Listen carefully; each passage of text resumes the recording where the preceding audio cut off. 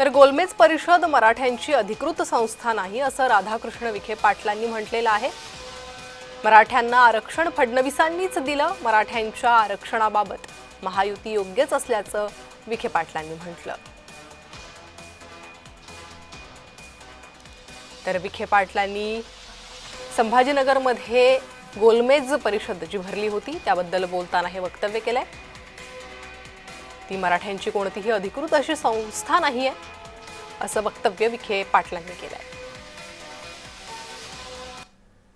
आदरणीय मुख्यमंत्री देवेंद्र फडणवीस आणि राधाकृष्ण विखे पाटील यांनी 1 महिन्याच्या आत या 6 मुलांना व्हॅलिडिटी सहित या ठिकाणी प्रमाणपत्र आधी वितरित करावेत आणि त्यांची व्हॅलिडिटी द्यावी। आणि जर हे करणं शक्य नसेल त्यांना तर त्यांनी सकळ मराठा समाजाची 1 महिन्यानंतर या ठिकाणी माफी मागितली पाहिजे।